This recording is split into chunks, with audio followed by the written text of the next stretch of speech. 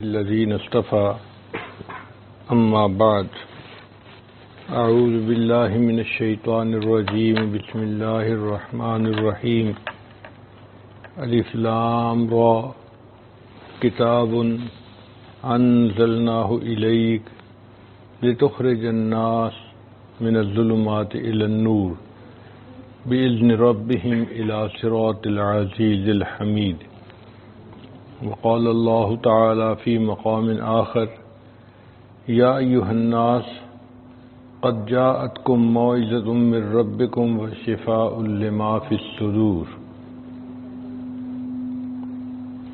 سبحان ربك رب العزة عما يصفون وسلام على المرسلين والحمد لله رب العالمين. اللهم صل على سيدنا محمد وعلى آل سيدنا محمد وبارك وسلم. اللہ رب العزت نے اس امت کو دو انعامات سے نوازا.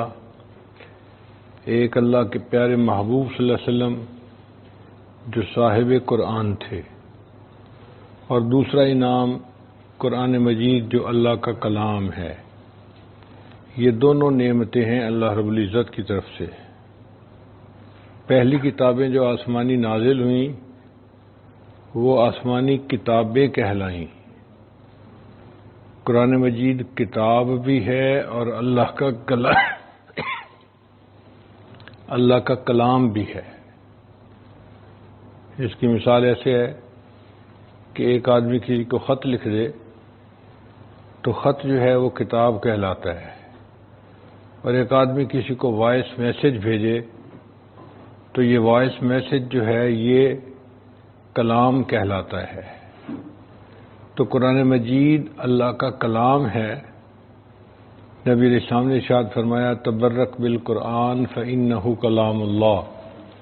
تم قرآن مجید سے برکت حاصل کرو، یہ اللہ کا کلام ہے. اللہ کی ذات بھی برکت والی، اللہ کا نام بھی برکت والا، اللہ کا کلام بھی برکت والا. اللہ تعالیٰ فرماتے ہیں تبارک الذی بیدہ الملک.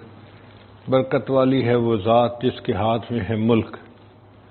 اور ایک جگہ اللہ فرماتے ہیں تبارک اسم ربک. برکت والا نام ہے تیرے رب کا. تو اللہ کی ذات بھی برکت والی، اللہ کا نام بھی برکت والا، اور اللہ کا کلام بھی برکت والا. تو قرآن مجید برکتوں کا خزانہ ہے جو اللہ رب العزت نے انسانیت کو عطا فرمایا. اس کی مثال ایسے ہی ہے جیسے جسم کے اندر روح کی مثال ہوتی ہے. جب تک روح موجود ہو جسم زندہ ہوتا ہے، اور جب روح نکل جائے تو جسم مردہ ہو جاتا ہے.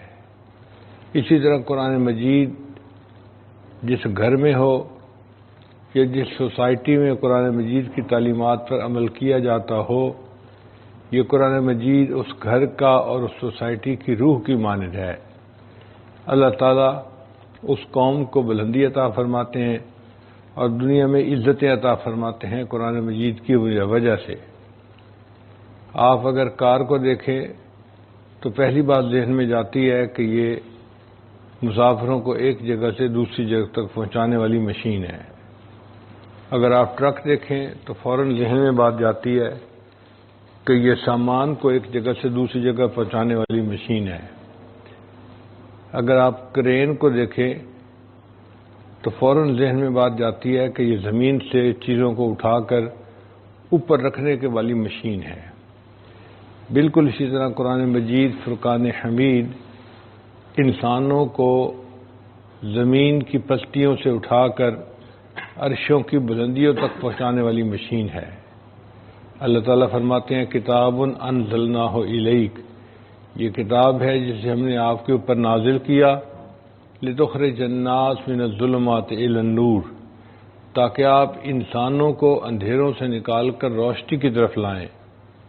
قرآن مجید فرقان حمید انسانوں کو اندھیروں سے نکال کر روشنی پر لانے والی کتاب، بھٹکے ہوئوں کو سیدھا رستہ دکھانے والی کتاب، کار مذلت میں پڑے ہوئوں کو اوج ثریہ پہ پہنچانے والی کتاب ہے. تو یہ کتاب بندے کو عزت بخشتی ہے. جو بندہ فردن اس پر عمل کرے گا وہ فرد عزت پائے گا، جو قوم اس پر عمل کرے گی وہ قوم عزت پائے گی۔ علامہ اقبال نے کہا وہ زمانے میں معزز تھے مسلمان ہو، ہم ہوئے خوار تارک قرآن ہو کر۔ تو ہمارے اسلاف قرآن پر عمل کرتے تھے، اللہ نے ان کو دنیا میں عزتوں سے نوازا، لہذا یہ کتاب ہمارے پاس موجود ہے، ہم جب چاہیں اس کی تلاوت کر سکتے ہیں۔ آپ اس کی کمال کا اندازہ اس سے لگائیں کہ حضرت موسیٰ علیہ السلام کو اللہ تعالیٰ نے کوہ پر بلایا تھا، اور فضل دیکھیے قرآن مجید ہمارے پاس 24 گھنٹے گھر میں موجود ہے۔ ہم جب قرآن مجید کی تلاوت شروع کرنا چاہیں ہماری گویا اللہ سے ہم کلامی ہو جاتی ہے، تو انسان گویا کلیم اللہ بن جاتا ہے، اللہ سے ہم کلامی کرنے والا بندہ بن جاتا ہے۔ یہ اللہ کا کتنا بڑا احسان، کیا دن اور کیا رات، جب چاہیں اپنے رب سے بیٹھ کر باتیں کریں۔ یہ ایسا قرآن مجید اللہ نے ہمیں عطا فرما دیا، اس کی برکتیں سمیٹنے کی ضرورت ہے۔ برکتوں والی زندگی عطا فرمائے۔ اس لیے اللہ تعالیٰ قرآن مجید میں فرماتے ہیں وَإِذَا قُرِئَ الْقُرْآنُ فَاسْتَمِعُوا لَهُ وَأَنصِتُوا لَعَلَّكُمْ تُرْحَمُونَ، اور جب قرآن پڑھا جائے تم غور سے سنو، خاموش رہو تاکہ تم پر اللہ کی رحمتیں برسائی جائیں۔ تو اس آیت سے پتہ چلتا ہے کہ قرآن مجید انسانوں کے ہوتے ہیں، وہ اس بندے کے قریب سے قریب تر ہوتے جاتے ہیں، حتیٰ کہ بعض فرشتے اس کے لبوں پر اپنا لب رکھ دیتے ہیں۔ یعنی قاری کا قرآن مجید پڑھنا فرشتوں کو اتنا پسند ہے کہ فرشتے اس بندے کے لبوں کا بوسہ لیتے ہیں۔ یہ حدیث پاک سے ثابت ہے۔ اب آپ اندازہ لگائیے کہ جس بندے کی زبان سے اللہ کا کلام نکل رہا ہے اس پر فرشتوں کو اتنا پیار آ رہا ہے کہ فرشتے بھی اس کے لبوں کو بوسہ دے رہے ہیں۔ تو یہ قرآن مجید عظمتوں والا کلام ہے، برکتوں والی کتاب ہے، جہاں اترتا ہے وہاں برکتیں ہی برکتیں ہو جاتی ہیں۔ چنانچہ قریش مکہ کے ماحول کو قرآن مجید نے بدلا تھا۔ اتر کر حرا سے سوئے قوم آیا، اور ایک نسخہ کیمیا ساتھ لایا، وہ بجلی کا کڑکا تھا یا صوت ہادی، عرب کی زمین جس نے ساری ہلا دی۔ قرآن مجید فرقان حمید نے عرب کی زمین کو ہلا کے رکھ دیا تھا، اس نے دنیا کے اندر انقلاب پیدا کر دیا تھا۔ نبی اسلام کفار کے سامنے قرآن پڑھتے تھے اور کفار کے دل متوجہ ہو جاتے تھے، اور وہ اللہ کے کلام کو سن کر ایمان لے آتے تھے۔ کئی ایسے بھی تھے کہ جو کلام الہی کو سنتے تھے اور پھر کہا کرتے تھے ان ھذا الا سحر یؤثر، یہ ایک ایسا جادو ہے جو پہلے سے چلا آ رہا ہے۔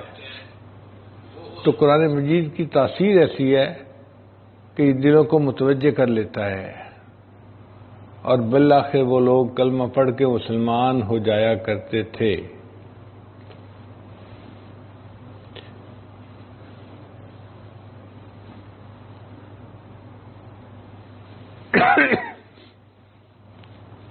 نبی علیہ السلام کے پاس جب بھی کفار آتے تھے تو اللہ کے حبیب سے ان کے سامنے قرآن مجید کی تلاوت فرماتے تھے۔ قرآن مجید کی تلاوت کی برکت سے وہ لوگ ایمان لے آتے تھے، مسلمان ہو جاتے تھے۔ ان کے دلوں کے اندر جو کفر اور شرک کا روگ تھا وہ سب ٹھیک ہو جاتا تھا، اور اللہ تعالیٰ ان کو پاکیزہ زندگی عطا فرما دیتے تھے۔ چنانچہ ایک صحابی کے بارے میں آتا ہے کہ وہ اپنے گھر میں قرآن مجید کی تلاوت کر رہے تھے تہجد کے اندر۔ ان کا دل چاہتا تھا کہ میں ذرا اونچی آواز سے قرآن کی تلاوت کروں، لیکن جب وہ اونچی آواز سے قرآن کی تلاوت کرتے تو قریب گھوڑا بندھا ہوا تھا، وہ بھی دھکنے لگتا، ڈر لگتا کہ قریب چارپائی پہ ان کا چھوٹا بچہ بھی سویا ہوا تھا، اگر یہ گھوڑا بدکے گا تو ہو سکتا ہے کہ یہ بچے کو لات مار دے تو بچے کا نقصان ہو جائے گا، لہذا وہ آہستہ پڑھتے، پھر دل چاہتا اونچا پڑھنے کو، پھر اونچا پڑھتے، پھر ذرا آہستہ پڑھتے، پھر اونچا پڑھتے، پھر آہستہ، اونچا پڑھتے، پھر آہستہ۔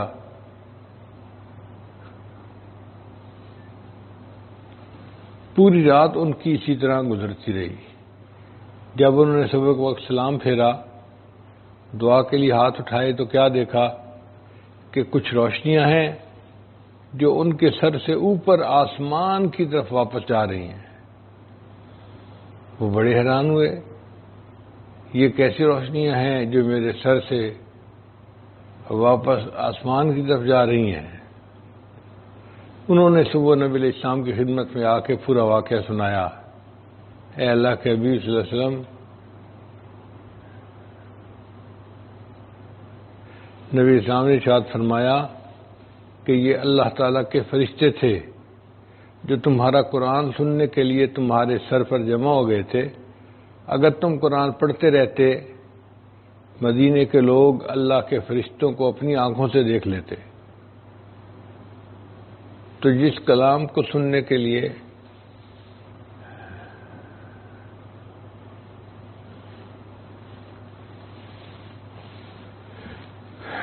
حدیث مبارکہ میں آتا ہے کہ بندہ جب قرآن مجید پڑھتا ہے الحمدللہ رب العالمین، اللہ تعالیٰ فرماتے ہیں حمدنی عبدی، میرے بندے نے میری حمد بیان کی۔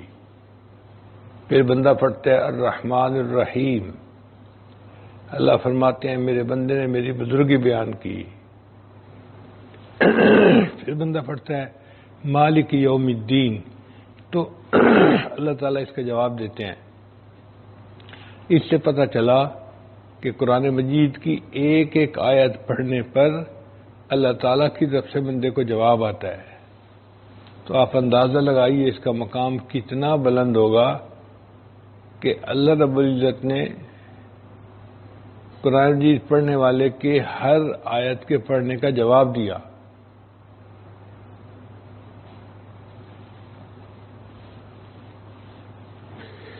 پھر یہ قرآن مجید دلوں کو دھو دیتا ہے۔ چنانچہ اللہ تعالیٰ نے ارشاد فرمایا یا ایھا الناس قد جاءتکم موعظۃ من ربکم، اے انسانوں تحقیق تمہارے پاس رب کی طرف سے نصیحت آ گئی، وشفاء لما فی الصدور، اور وہ چیز آ گئی جو تمہارے سینوں کو شفا دیتی ہے۔ یعنی سینوں کے اندر جو روحانی بیماریاں ہوتی ہیں، شہوت ہے، غصہ ہے، عجب ہے، تکبر ہے، حرص ہے، ہوس ہے، تو ان تمام روحانی بیماریوں کو قرآن مجید کے پڑھنے سے اللہ شفا عطا فرما دیتے ہیں۔ چنانچہ قرآن مجید جو ہے وہ سینوں کو شفا دے دیتا ہے اور بندے کو دھو کے پاک صاف کر دیتا ہے۔ اللہ تعالیٰ نے اس کلام مجید کو بھیجا ہی اس لیے کہ میرے بندے اس کلام الہی کو پڑھیں اور ان کی زندگیوں میں تبدیلی آ جائے۔ اس لیے نبی علیہ السلام نے ارشاد فرمایا خیرکم من تعلم القرآن وعلمہ، تم میں سے سب سے بہتر وہ ہے جو قرآن مجید پڑھے اور پڑھائے۔ یعنی قرآن مجید کے پڑھنے اور پڑھانے کے عمل کو سب سے خیر والا عمل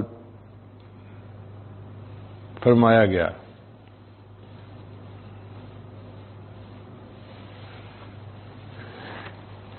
قرآن مجید کو رمضان مبارک کے ساتھ خصوصی مناسبت ہے۔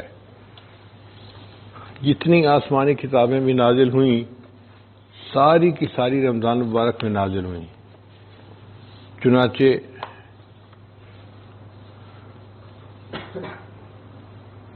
آدم علیہ السلام پر جو صحائف تھے وہ 3 رمضان کو نازل ہوئے، پھر ابراہیم علیہ السلام پر صحائف 6 رمضان کو نازل ہوئے، پھر 12 رمضان کو زبور نازل ہوئی، 18 رمضان کو انجیل نازل ہوئی اور 27 رمضان کو قرآن مجید نازل ہوا۔ اس کا مطلب یہ ہوا کہ جتنی بھی آسمانی کتابیں ہیں سب کی سب رمضان کے مہینے میں نازل ہوئی۔ نبی علیہ السلام نے ارشاد فرمایا القرآن والصیام یشفعان، کہ قرآن اور روزہ قیامت کے دن اپنے بندے کی شفاعت کریں گے۔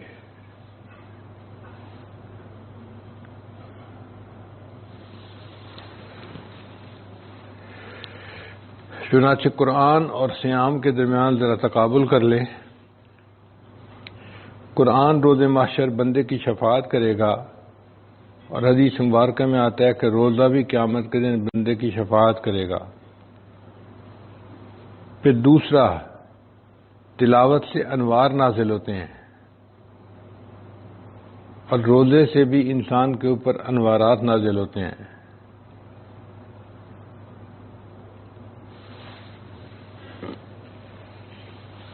پھر تلاوت میں تشبہ بالحق ہے، اور روزہ میں شان صمدیت کی وجہ سے تشبہ بالحق ہے۔ پھر تیسری بات کہ کلام متکلم سے قرب خاص دلاتا ہے، اور روزہ رکھنے سے بھی انسان کو اللہ کا قرب خاص ملتا ہے۔ اللہ فرماتے ہیں الصوم لی وانا اجزا بہ، روزہ میرے لیے ہے، اور روزے کی پوری ذمہ داری بھی، روزے کے اجر کو دینا بھی میرے ہی ذمہ ہے۔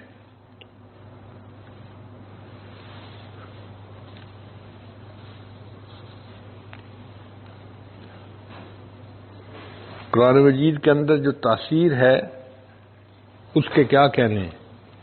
اللہ تعالیٰ یہاں تک ارشاد فرماتے ہیں کہ لو انزلنا ھذا القرآن علی جبل، اگر ہم اس قرآن کو پہاڑ کے اوپر نازل کرتے، لرأیتہ خاشعا متصدعا من خشیۃ اللہ، تو تم دیکھتے کہ پہاڑ بھی اللہ کی خشیت سے کانپ جاتا، تو پہاڑ بھی اس کو برداشت نہ کر پاتے۔ یہ اللہ کا ایسا کلام ہے۔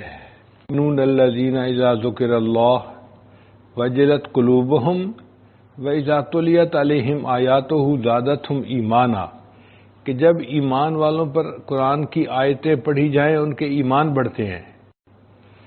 اب طالبات یہاں پر ایک نقطہ جو ہے نا سوچیں کہ اگر قرآن مجید سننے سے ایمان بڑھتا ہے تو جو قرآن مجید پڑھ رہا ہوگا اس کا اپنا ایمان کتنا بڑھتا ہوگا۔ اس لیے یہ قرآن بندے کے ایمان کو مضبوط بنا دیتا ہے۔ ہمیں چاہیے کہ ہم قرآن مجید سے محبت جو ہے وہ پیدا کریں۔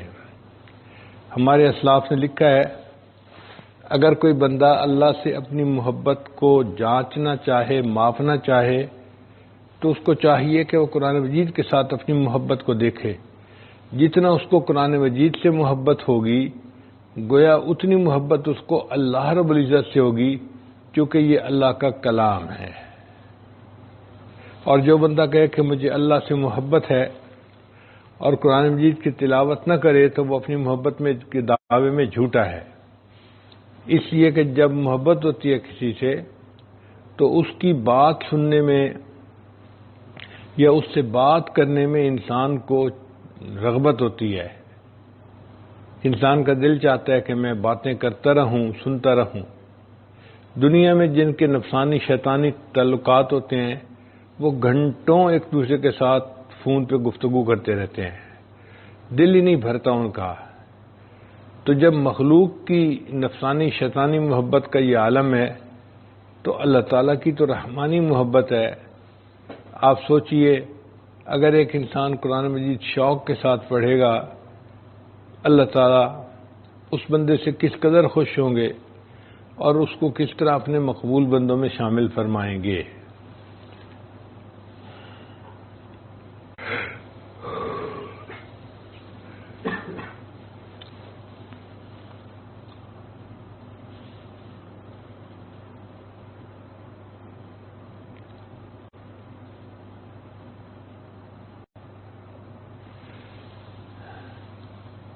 اس لیے اللہ تعالیٰ قرآن مجید میں ارشاد فرماتے ہیں الم یأن للذین آمنوا ان تخشع قلوبہم لذکر اللہ وما نزل من الحق، کیا ایمان والوں کے اوپر وقت نہیں آیا کہ ان کے دل اللہ کے ذکر سے اور جو نازل ہوا اس سے ڈر جائیں۔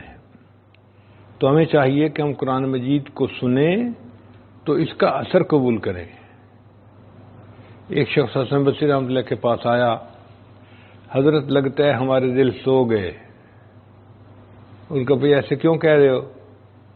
حضرت آپ درس قرآن دیتے ہیں اور ہمارے دلوں پہ اس کا کوئی اثر نہیں ہوتا، تو لگتا ہے ہمارے دل سو گئے۔ حسن بصری رحمۃ اللہ نے جواب میں فرمایا، اے بھائی، اگر تم قرآن سنتے ہو اور تمہارے دل پہ اس کا اثر نہیں ہوتا تو یہ نہ کہو ہمارے دل سو گئے، بلکہ یوں کہو ہمارے دل مو گئے، مر گئے۔ اس نے کہا حضرت مر کیسے گئے؟ فرمایا کہ جو بندہ سویا ہوا ہوتا ہے اسے جھنجھوڑنا چاہے تو وہ جاگ اٹھتا ہے، جو جھنجھوڑنے سے نہ جاگے وہ سویا ہوا نہیں، وہ مویا ہوا ہوتا ہے۔ تو ہمارے دل ایسے بن جائیں کہ قرآن مجید کو ہم سنیں تو دل اس کا اثر قبول کرے۔ صحابہ کرام قرآن مجید سنتے تھے تو وہ روتے تھے، چنانچہ قرآن مجید میں اللہ تعالیٰ ارشاد فرماتے ہیں کہ مومن ایسے ہیں کہ جب وہ قرآن سنتے ہیں تو وہ گر پڑتے ہیں اللہ کے سامنے۔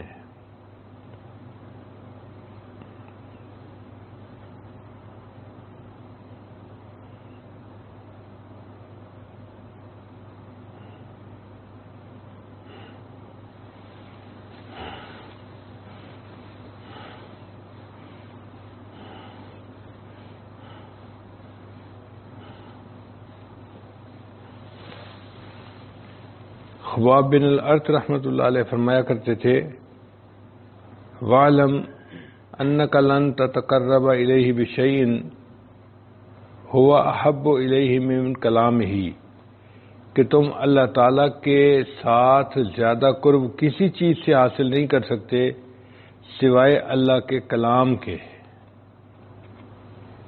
چنانچہ عثمان ابن عفان رضی اللہ تعالیٰ عنہ فرمایا کرتے تھے، لو طہرت قلوبکم ما شبعتم من کلام ربکم، اگر تمہارے دل پاک ہوتے تو تم اللہ کے کلام کو پڑھنے سے کبھی دل نہ بھرتا۔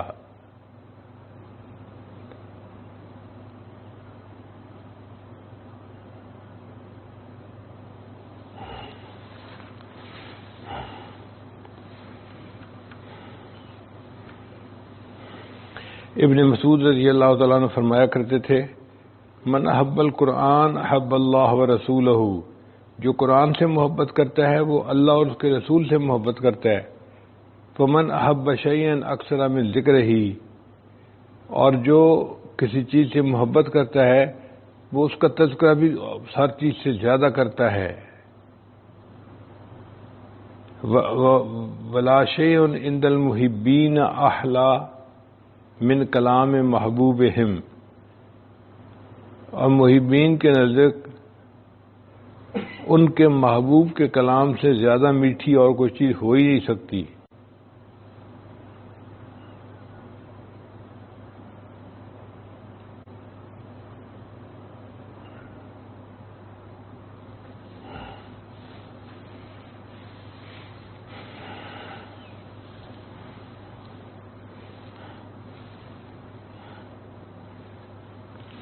ہمارے سلف صالحین کا قول ہے، اذا اردت ان تعرف قدرک عند اللہ، اگر تو ارادہ کرے کہ اللہ کے ہاں تیرا کیا مقام ہے تو یہ معلوم کریں، فانظر الی قدر القرآن عندک، تو اس بات کو دیکھ کہ تیرے نزدیک اللہ کے قرآن کا کیا مقام ہے۔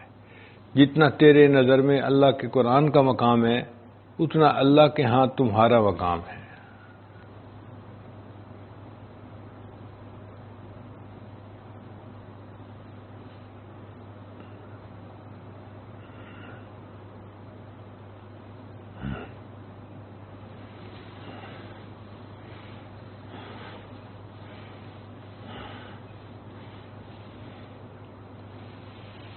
چنانچہ ہمارے اسلاف قرآن مجید کی جب تلاوت کرتے تھے تو وہ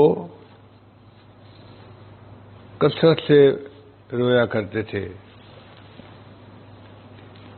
نبی اسلام نے ارشاد فرمایا، اینان لا تمسہم النار، دو آنکھیں ایسی ہیں جن کو جہنم کی آگ مس نہیں کر سکتی.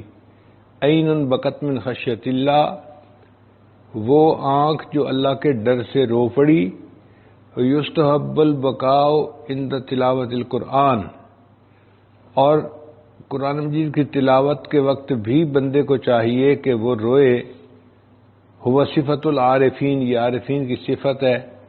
وشعار عباد اللہ الصالحین، اور نیک بندوں کا یہ شعار ہے. علامہ قرطبی رحمۃ اللہ فرماتے مدح اللہ البکائین فی کتابہ، کہ جو اللہ کے کلام کو سن کے روتے ہیں اللہ نے قرآن مجید میں ان کی بہت تعریفیں بیان فرمائی ہیں. اللہ تعالیٰ کا ارشاد ہے ان الذین اوتوا العلم من قبلہ اذا یتلی علیہم یخرون للاذقان سجدا ویقولون سبحان ربنا ان کان وعد ربنا لمفعولا. ایک جگہ فرماتے ہیں وَيَخِرُّونَ لِلْأَذْقَانِ يَبْكُونَ وَيَزِيدُهُمْ خُشُوعًا، اور وہ سجدے میں جا گرتے تھے قرآن مجید کو سنتے ہوئے اور ان کے خشوع میں اور زیادہ اضافہ ہو جاتا تھا. أَفَمِنْ هَذَا الْحَدِيثِ تَعْجَبُونَ وَتَضْحَكُونَ وَلَا تَبْكُونَ.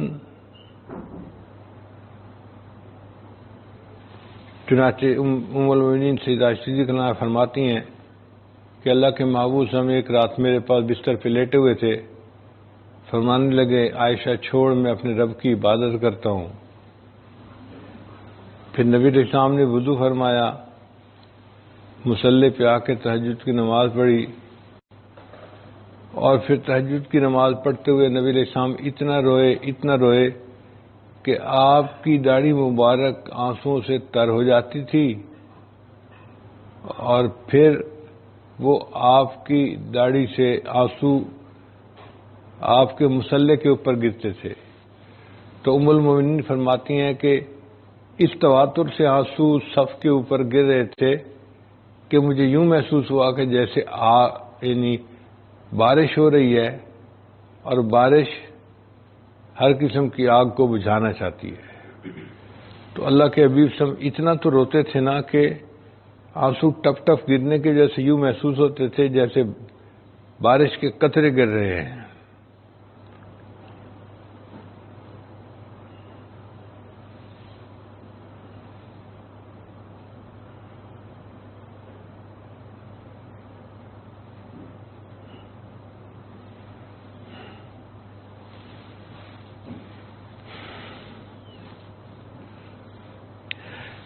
سیدنا ابوبکر صدیق رضی اللہ تعالیٰ عنہ جب قرآن مجید پڑھا کرتے تھے تو کان رجلا بکاء لا یملک دموعہ اذا قرأ القرآن، کہ جب ابوبکر صدیق عنہ قرآن مجید پڑھتے تھے ان کے آنسو ان کے بس میں نہیں رہتے تھے، ٹپ ٹپ ان کی زبان سے آنسو گرتے شروع ہو جاتے تھے. اور عمر عنہ کا بھی یہی حال تھا. چنانچہ عمر عنہ کئی مرتبہ فجر کی اذان نماز پڑھاتے تھے، یصلی بالناس فبکا فی قراءتہ حتی انقطعت قراءتہ. ایک صحابی کہتے ہیں کہ وہ قرآن مجید پڑھ رہے تھے حتیٰ کہ میں نے دیکھا کہ وہ اتنا روئے کہ ان کی قراءت جو تھی وہ رک گئی، اور ان کے یعنی آہیں بھرنے کی جو آواز تھی وہ 3 صفحے پیچھے تک آ رہی تھی، اور وہ قرآن مجید کی آیت پڑھ رہے تھے انما اشکو بثی وحزنی الی اللہ. ایک مرتبہ حضرت عبداللہ ابن عمر نے پڑھا یوم یقوم الناس لرب العالمین، تو نبی علیہ السلام نے جب یہ آیت سنی تو آپ صلی اللہ علیہ وسلم بہت روئے. ام حبیبہ رضی اللہ عنہا نے پوچھا اے اللہ کے حبیب صلی اللہ علیہ وسلم، حفصہ رضی اللہ عنہا نے پوچھا اے اللہ کے حبیب صلی اللہ علیہ وسلم آپ اتنا کیوں رو رہے ہیں؟ فرمایا سن نہیں رہی کہ تمہارا بھائی کیا پڑھ رہا ہے؟ قیامت کے دن کچھ ایسے بھی لوگ ہوں گے جو اللہ کے سامنے کھڑے ہوں گے اور اللہ ان کی طرف دیکھیں گے بھی نہیں.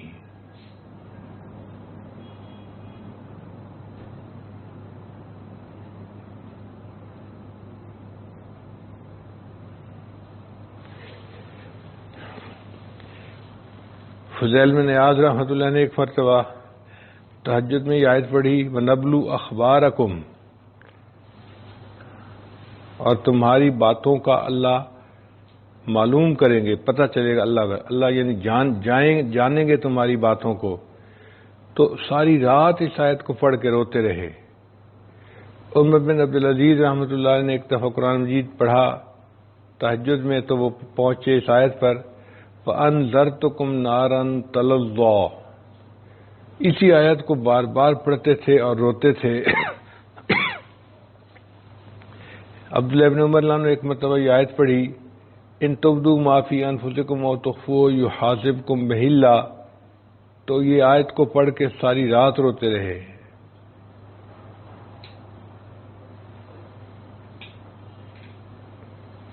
محمد بن المنقدر رحمۃ اللہ علیہ نے ایک رات تہجد کی نماز پڑھی تو اس آیت کو پڑھ کے روتے رہے وَبَدَا لَهُم مِّنَ اللَّهِ مَا لَمْ يَكُونُوا يَحْتَسِبُونَ۔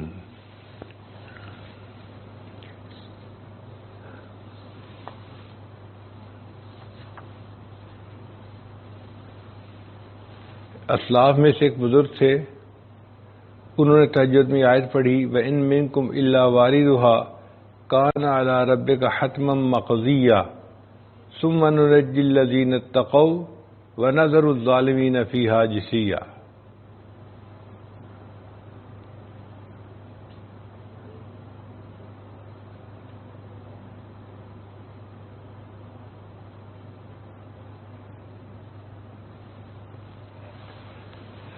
حضرت عمر رضی اللہ عنہ کے بارے میں آتا ہے کہ وہ قرآن مجید پڑھ کر اتنا روتے تھے کہ آنسوؤں کے بہنے کی وجہ سے ان کے چہرے پر 2 لائنوں کے نشان بن گئے تھے۔ اب آپ بتائیے کہ کوئی بندہ اتنا روئے اتنا روئے اتنا روئے کہ اس کے چہرے پہ 2 لائنیں بن جائیں، نشان بن جائیں، یہ حضرت عمر رضی اللہ عنہ کا حال تھا۔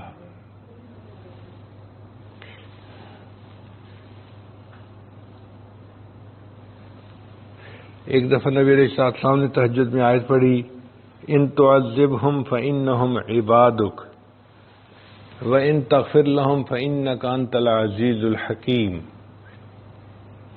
تو نبی علیہ السلام اس آیت کو پڑھ کے ساری رات روتے رہے اور اللہ کے سامنے دعا کرتے رہے۔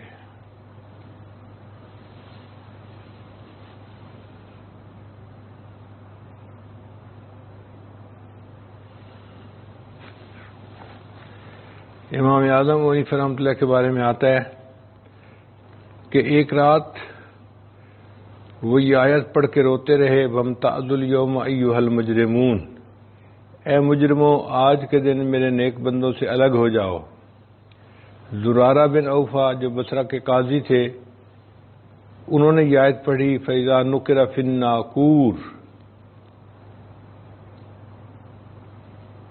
تو سنتے ہی گرے اور گر کر فوت ہو گئے۔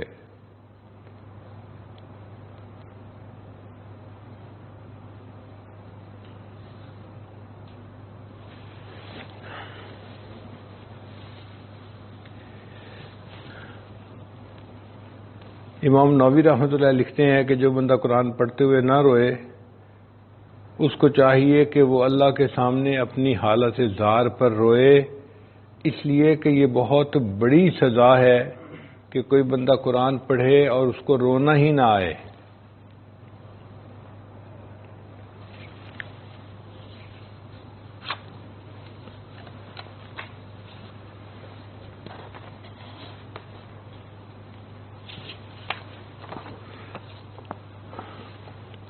امام اعظم ابو حنیفہ رحمۃ اللہ علیہ رمضان مبارک میں 63 مرتبہ قرآن شریف مکمل کیا کرتے تھے، ایک دن میں پڑھتے تھے، ایک رات میں پڑھتے تھے، 60 ہو گئے، اور 3 قرآن مجید تراویح میں سنایا کرتے تھے، تو 63 قرآن مجید ان کے رمضان شریف میں مکمل ہو جاتے تھے۔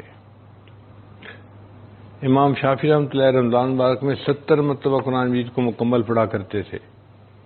امام احمد بن حنبل رحمۃ اللہ علیہ ہر ہفتے میں قرآن مجید کو مکمل پڑھا کرتے تھے۔ قتادہ رحمۃ اللہ علیہ ہر رمضان میں درس قرآن دیتے تھے اور ہر ہفتے میں قرآن مجید کو ختم کرتے تھے، بلکہ جب رمضان شریف کا آخری عشر آتا تھا تو ہر رات میں قرآن مجید کو ختم کرتے تھے۔ ظاہری رحمۃ اللہ علیہ فرمایا کرتے تھے رمضان ہو تلاوت القرآن و اطعام الطعام، کہ رمضان کا مہینہ تو اللہ تعالیٰ کے کتاب کی تلاوت کرنے کا مہینہ ہے اور اس کے بندوں کو کھانا کھلانے کا مہینہ ہے۔ سیدہ شریکہ رضی اللہ تعالیٰ عنہ دن کے اول حصے میں قرآن مجید ختم کر لیا کرتی تھیں۔ اول حصے سے مراد فجر کے بعد قرآن مجید پڑھنا شروع کرتی تھیں اور ظہر سے پہلے ان کا پورا قرآن مجید ختم ہو جاتا تھا۔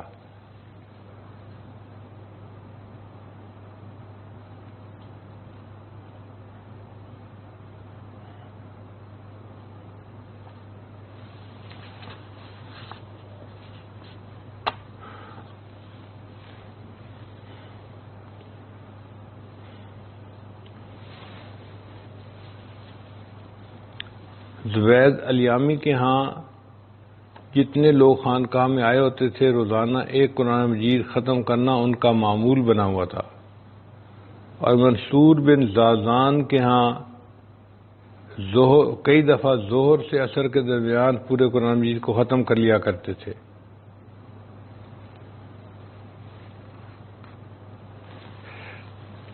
تذکرۃ الحفاظ میں یہ واقعہ لکھا ہے کہ ایک نوجوان کی شادی ہوئی تو شادی کی پہلی رات اپنی بیوی کے پاس کمرے میں آیا، سلام دعا ہوئی تو میاں بیوی نے فیصلہ کیا کہ ہم 2 رکعت نفل پڑھ لیتے ہیں شکرانے کے طور پہ، پھر ہم ایک دوسرے سے میل ملاپ کی ابتدا کریں گے۔ چنانچہ اس بچے نے وضو کیا اور مصلی پہ کھڑا ہو کے 2 رکعت کی نیت باندھ لی، قرآن پڑھتا رہا حتیٰ کہ پوری رات قرآن مجید پڑھتے پڑھتے گزار دی۔ جب سلام پھیرا تو فجر کا وقت قریب تھا۔ بیوی نے کہا آپ خود بھی جاگے اور آپ نے مجھے بھی مشقت میں ڈالا، تو انہوں نے بیوی سے معذرت کی کہ مجھے معاف کر دیں۔ جب میں نے قرآن مجید پڑھنا شروع کر دیا تو میرے ذہن سے یہ بات ہی نکل گئی کہ یہ میری آج بیوی کے ساتھ پہلی رات ہے، شب زفاف ہے۔ آپ اندازہ لگائیے کہ ان کے دل پہ اللہ کے قرآن مجید کا کیا اثر ہوتا ہوگا۔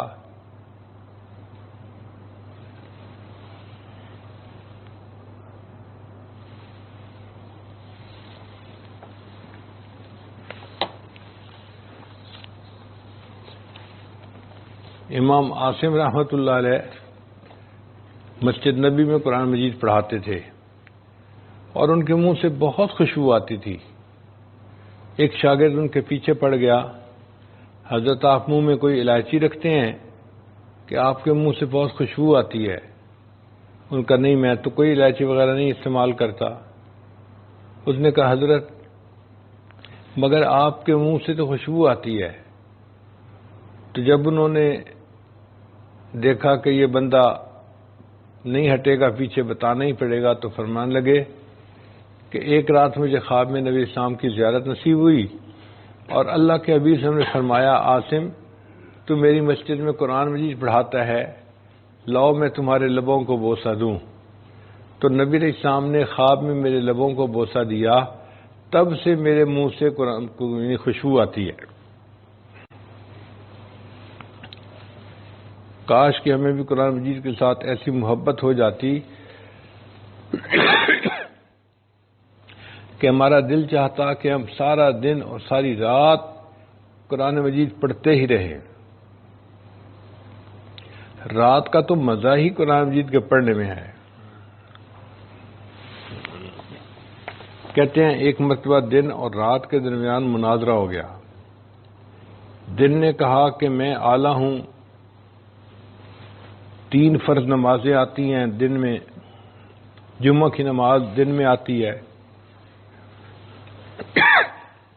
دن میں سورج طلوع ہوتا ہے، دن میں انسان جاگتے ہیں، تیقظ ہوتا ہے اور ان میں حرکت ہوتی ہے، اور روزے بھی دن میں رکھے جاتے ہیں۔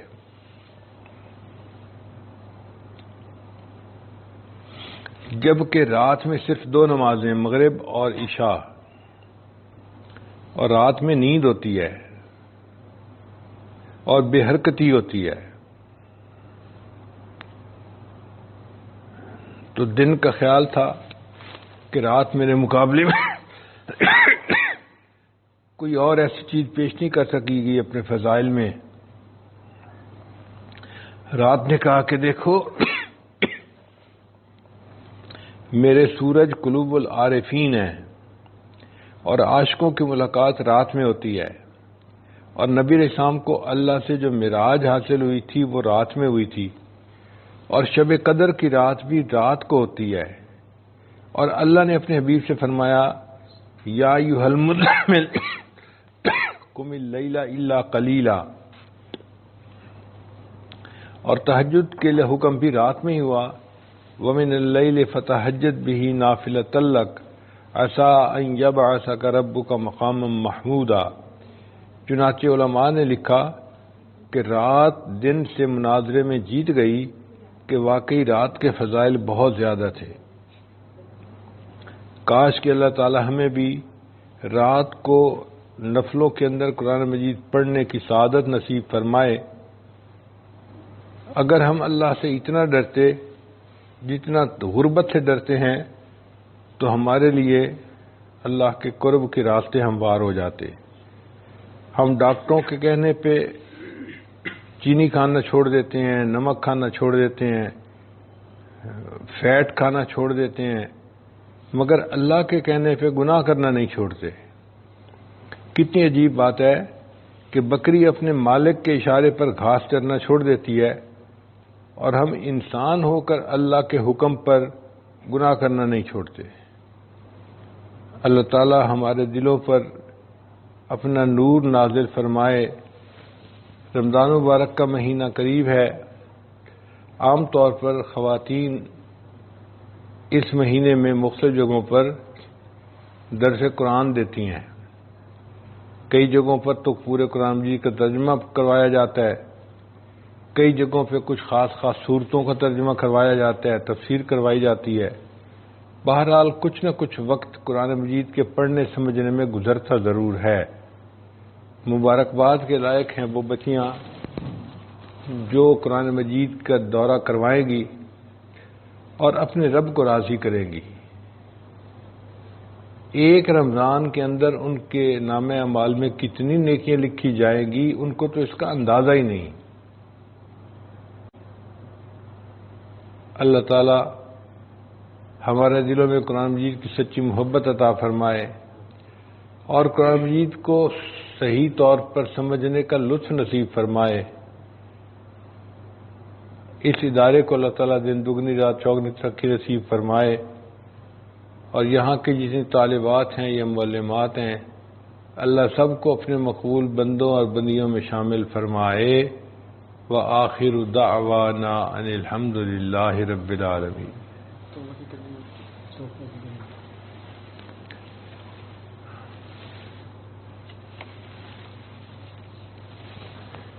دعا سے پہلے توبہ کے کلمات پڑھ لیجئے۔ سچے دل کے ساتھ یہ کلمات پڑھتے جائیے۔ بسم اللہ الرحمن الرحیم، لا الہ الا اللہ محمد الرسول اللہ، آمنت باللہ وملائکتہ وکتبہ ورسلہ والیوم الآخر والقدر خیرہ وشرہ من اللہ تعالی والبعث بعد الموت۔ آمنت باللہ کما ہوا باسمائہ وصفاتہ وقبلت جمیع احکامہ اقرار باللسان وتصدیق بالقلب۔ اشہد ان لا الہ الا اللہ واشہد ان محمدا عبدہ ورسولہ استغفر اللہ ربی من کل ذنب واتوب الیہ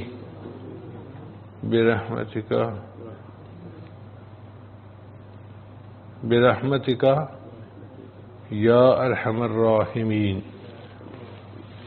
ان کلمات کو پڑھنے سے ہم تو بتائے ہو چکے ہیں، چند معمولات ہیں جن کو باقاعدگی سے کریں گے تو اللہ تعالیٰ دل کو منور کریں گے۔ ان میں سب سے پہلا عمل ہے 100 مرتبہ استغفار صبح و شام پڑھنا، استغفر اللہ ربی من کل ذنب واتوب الیہ۔ دوسرا ہے درود شریف 100 دفعہ صبح اور شام پڑھنا، ان اللہ وملائکتہ یصلون علی النبی یا ایھا الذین آمنوا صلوا علیہ وسلموا تسلیما۔ تو ہم بھی نبی علیہ السلام پر 100 مرتبہ صبح اور 100 مرتبہ شام درود شریف پڑھا کریں۔ پھر اللہ تعالیٰ ارشاد فرماتے ہیں فَاقْرَؤُوا مَا تَيَسَّرَ مِنَ الْقُرْآنِ، جتنا تمہارے لیے اللہ نے آسان کیا تم قرآن مجید کو پڑھو۔ ایک پارہ قرآن مجید روز پڑھنا بہت اچھا ہے، مشکل ہو تو آدھا پارہ صحیح، مشکل ہو تو اس سے بھی کم، لیکن پڑھے ضرور۔ چوتھی چیز ہے چلتے پھرتے ہر وقت دل میں اللہ کو یاد کرنا، دست بکار دل بیار، ہاتھ کام کاج میں مشغول اور دل اللہ تعالیٰ کی یاد میں مشغول۔ اور پانچویں چیز ہے مراقبہ کرنا۔ مراقبے کا طریقہ بہت آسان ہے۔ جب نماز پڑھ کے فارغ ہوں